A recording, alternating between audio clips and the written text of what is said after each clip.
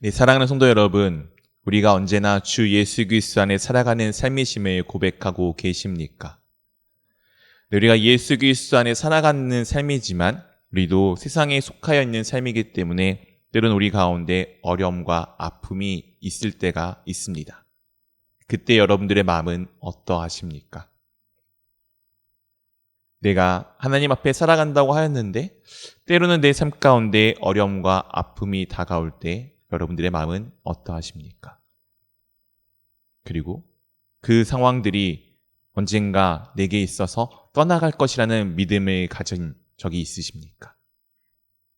종국에는 궁극적으로는 우리가 주 안에서 모든 것이 회복될 거야 라는 믿음을 우리 사랑하는 성도 여러분들은 가지고 계십니까?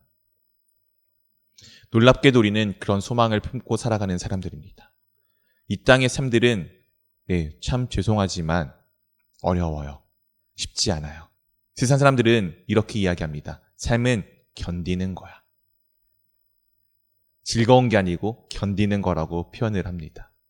그리고 그 이야기가 우리 가운데서도 크게 다르지 아니하는 순간들이 참 많이 있습니다. 괴로움의 순간들, 아픔의 순간들, 힘듦의 순간들, 슬픔의 순간들이 우리도 동일하게 있습니다. 그런데 그런 상황들을 우리는 대처하는 방법이 조금은 다릅니다. 우리는 그 시간을 통해서 하나님과 더 가까워지는 시간임을 고백할 수밖에 없을 것이며 그 시간을 통해서 주님이 누구인지를 알아가는 시간이다라고 고백이 되어질 수밖에 없습니다. 이것이 똑같은 상황에서 그리스도인들이 취할 수 있는 그들의 삶들과 다른 태도의 모습입니다. 오늘 예레미야를 통해서 우리가 한 번 더 우리 가운데 행하시고 이루시는 하나님께서 우리 가운데 어떠한 놀라운 일들을 행하고 계시는지를 한번 살펴보기를 원합니다. 우리가 알고 있다시피 예레미야 선지자는 남유다 왕국이 멸망하는 그 순간까지 이스라엘에게, 유다에게 하나님의 말씀을 전하던 선지자입니다. 계속해서 이스라엘 백성들, 남유다 백성들은 자신들이 잘 회복되고 잘 살아갈 수 있을 것에 대해서 희망을 품고 있었지만 놀랍게도 예레미야는 계속해서 그들 가운데 너희들은 바벨론 포로로 끌려갈 거야. 너희들은 이 땅에서 쫓겨나 저 멀리 이방 땅으로 가는 멸망을 당할 거야를 우리 가운데 계속 선포하였던 선지자입니다. 얼마나 백성들이 이 이야기가 듣기 싫겠습니까? 그렇지 않습니까? 우리도 누군가 나한테 야, 너 잘 될 거야 라고 이야기하는 게 좋지, 야, 너 그렇게 하면 망해, 너 그렇게 하면 죽을 수밖에 없어 라고 이야기하는 사람의 이야기를 듣기를 좋아합니까? 당시에 이스라엘 그리고 남유다의 모든 백성들도 동일했습니다. 그래서 예레미야가 이런 상황 가운데 갇혀져 있습니다. 33장 1절 말씀을 한번 같이 읽어보도록 하겠습니다. 예레미야가 아직 시위대의 뜰에 갇혀 있을 때 여호와의 말씀이 그에게 두 번째로 임하니라. 이르시되, 예레미야가 지금 어디에 갇혀 있다고요? 시위대 뜰에 갇혀 있는 상황입니다. 감옥에 갇혀 있는 상황인데 지금 오늘 말씀이 몇 번째 임했다고요? 두 번째 임했습니다. 그럼 첫 번째 말씀은 어디 있을까요? 바로 앞장인 32장에 우리 그 말씀이 동일하게 있습니다. 32장 2절에서도 동일하게 시위대 뜰에 갇혀 있는 상황에서 하나님께서 그에게 말씀하십니다. 이 32장의 배경을 이제 성경에서는 이렇게 우리 가운데 말씀하여 주고 있습니다. 시드기야 10년째 되던 해, 즉 유다가 멸망하기 이제 1년을 채 남겨놓지 않는 시점입니다. 성경에는 시드기야 11년째 유다가 바벨론에 완전히 멸망당한다라고 우리 가운데 말씀하여 주고 있습니다. 여지껏 예레미야가 유다를 향해서 너희는 망할 거야, 망할 거야, 망할 거야를 외쳐왔던 그 예레미야가 정말 그 망함의 때가 바로 눈앞에 다가왔을 때 무엇을 선포하느냐? 그들 가운데 회복을 선포하고 있습니다. 참 이상한 이야기 아닙니까? 망하기 전까지 왠지 희망이 있을 때까지는 계속 망할 거야를 외치더니 정말 망할 때가 되니까 그제서야 무엇을 외칩니까? 회복을, 그들 가운데 희망을 외치고 있습니다. 왜냐하면 그들 가운데 이 망하는 것이 망함이 아니라 그들의 잘못된 부분을 고쳐지고 그 고침을 인해서 그들이 회복되어지는 것을 우리 가운데 하나님께서 말씀하여 주고 계시기 때문입니다. 우리 사랑하는 성도 여러분, 어디 아프신 곳 있어 보신 적 있으시죠? 병들어 보신 적 있으시죠? 이 병듦을 어떻게 우리가 해야 됩니까? 병듦을 회복하기 위해서는 이제 우리가 또 치료를 받아야 됩니다. 엊그저께 제 아들이 저에게 물어보더라고요. 아빠는 언제 가장 아팠냐고. 그래서 원래 객관적으로는 제가 이제 한 4살 정도쯤에 죽을 뻔한 일이 있어서 가장 아팠어야 될 건데 사실 그때 기억은 저에게 없어서 모르겠고요.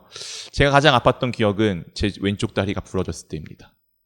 부러져서 저녁에 이제 수술을 이제 했거든요. 하고서 저녁에 누워 있는데 마취를 놓고 전신 마취를 하고서 이제 저녁에 누워서 있는데 그 전신 마취한 시간이 얼마인지 모르겠어요. 1시간이든 2시간이든 모르겠는데 네, 그 다음부터 이제 마취가 풀리는데 망치로 내 다리를 계속 밤새 두들기고 있는 느낌이었습니다. 근데 이제 무통에 관련된 이제 약간 진통제가 있는데 마약성 진통제인데 네, 눌러도 아픔이 가시지 않더라고요. 계속 아팠습니다. 근데 아시다시피 제가 그때 수술하지 않았으면은 아마 저는 왼쪽 다리를 온전하게 회복시킬 수 없었을 것입니다. 수술을 하는 고통이 있었기에 이 왼쪽 다리를 딛고 지금도 설 수 있는 것이겠죠. 오늘 이 고통은 그런 순간입니다. 그들에게 필요한 고통인데 이 고통을 통해서 무엇을 하기 위함입니까? 그들을 회복시키시기 위함입니다. 오늘 주님께서 그 말씀을 이렇게 계속해서 말씀하여 주십니다. 2절 말씀입니다. 우리 한번 같이 읽어보도록 하겠습니다. 이를 행하시는 여호와, 그것을 만들며 성취하시는 여호와, 그의 이름을 여호와라 하는 이가 이와 같이 이르시도다.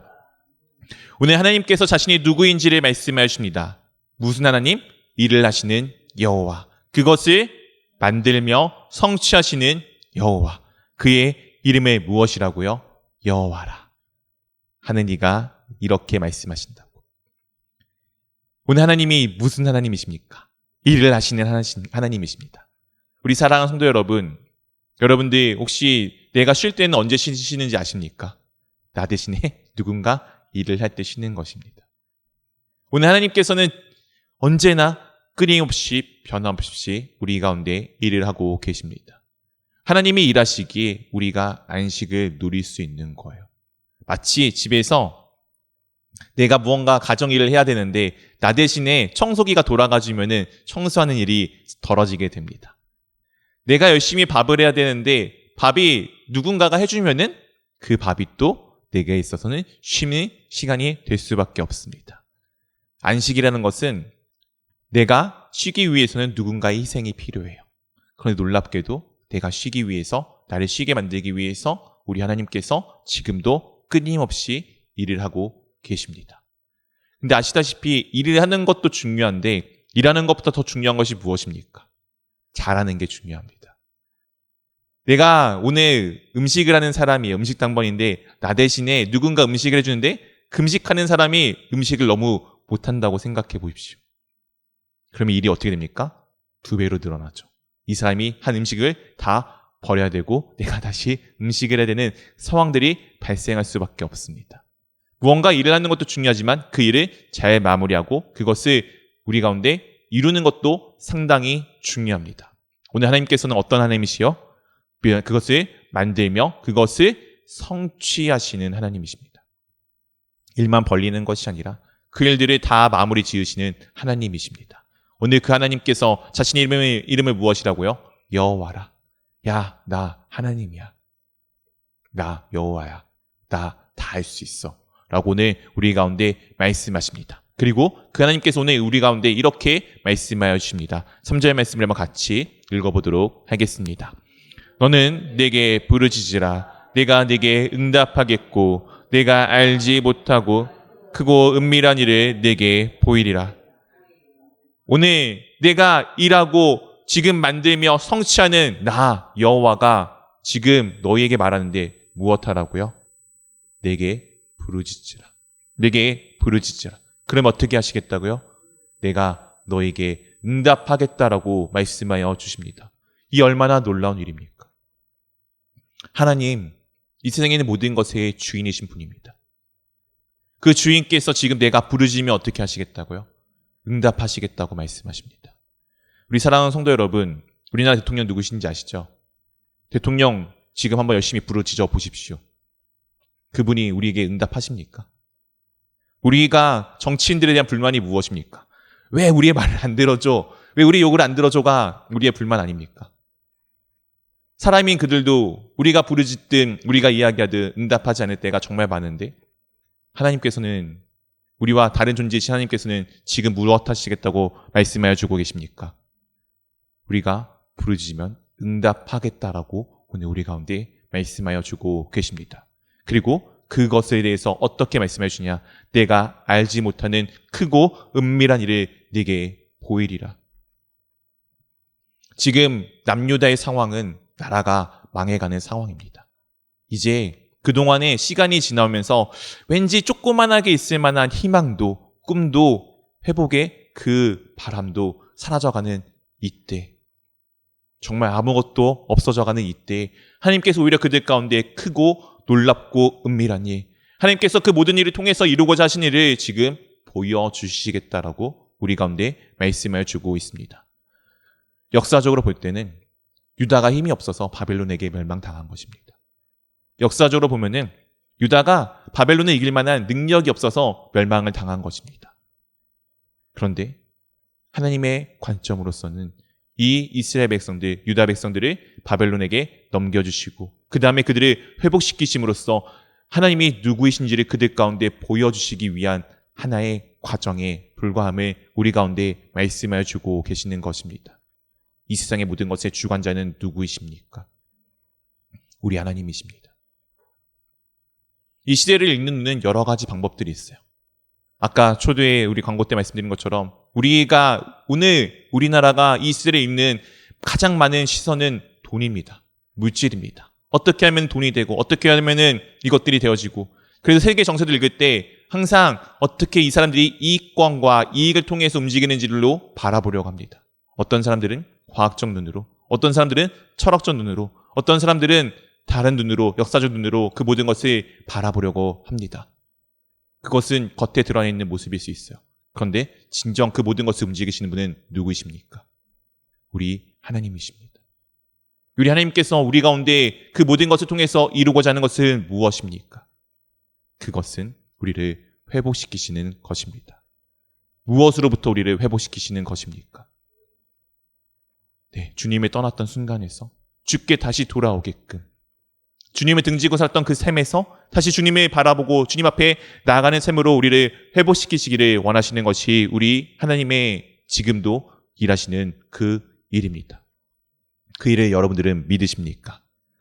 오늘 하나님께서 이 상황들을 이렇게 우리 가운데 다시 한번 말씀하여 주십니다. 4절 5절 말씀입니다. 이스라엘의 하나님 여호와께서 말씀하시니라. 우리가 이 성읍의 가옥과 유다 왕궁을 헐어서 갈대아인의 참호와 칼을 대항하여 5절 함께 읽겠습니다. 싸우려 하였으나 내가 나의 노염과 분함으로 그들을 죽이고 그들의 시체로 이 성을 채우게 하였나니 이는 그들의 모든 악행으로 말미암아 나의 얼굴을 가리어 이 성을 돌아보지 아니하였음이라. 유다가 바벨론에게 멸망당한 것은 그들의 힘이 없어서가 아닙니다.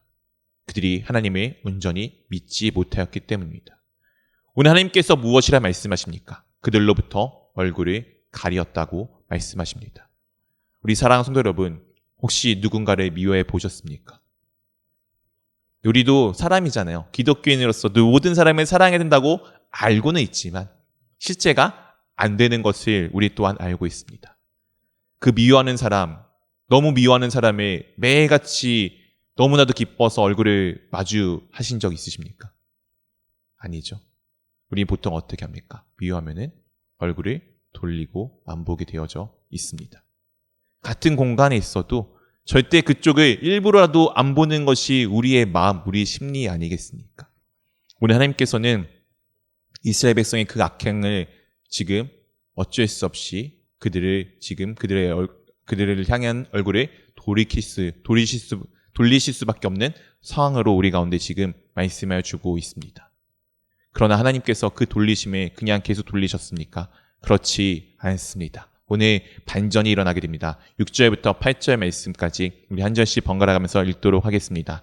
그러나 보라, 내가 이 성읍을 치료하며 고쳐 낫게 하고 평안과 진실이 풍성함을 그들에게 나타낼 것이며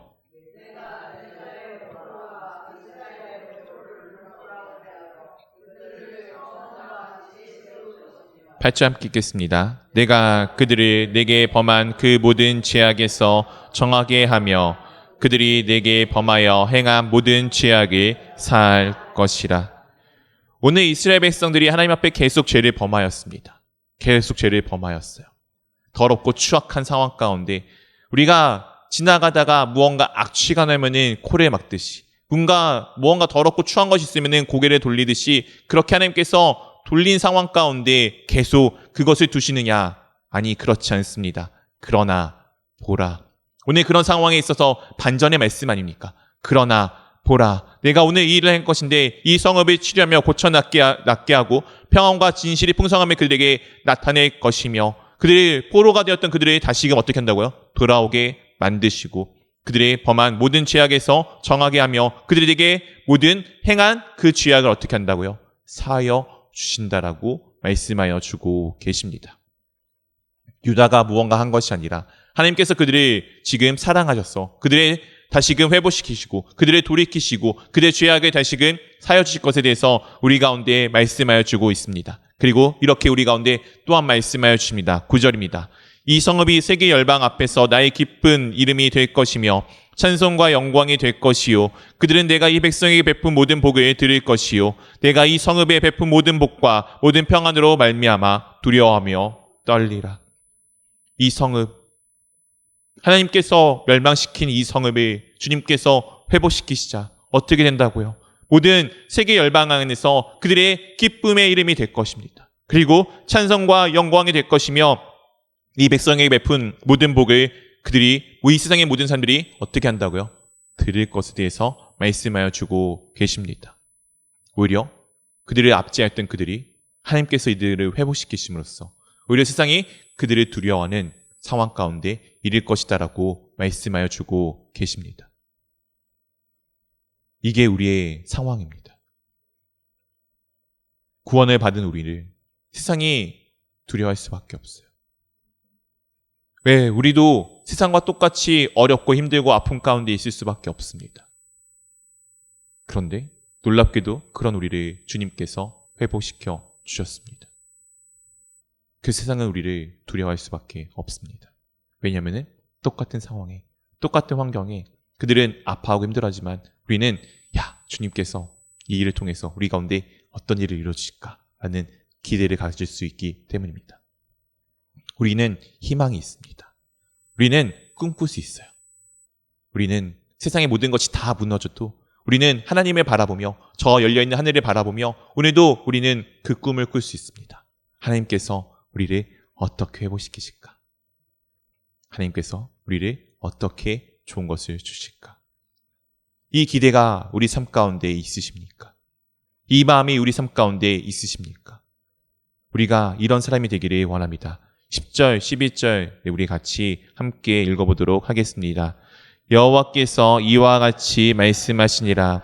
너희가 가리켜 말하기를 황폐하여 사람도 없고 짐승도 없다 하던 여기 곧 황폐하여 사람도 없고 주민도 없고 짐승도 없던 유다 성읍들과 예루살렘 거리에서 즐거워하는 소리, 기뻐하는 소리, 신랑의 소리, 신부의 소리와 및 만군의 여호와께 감사하라.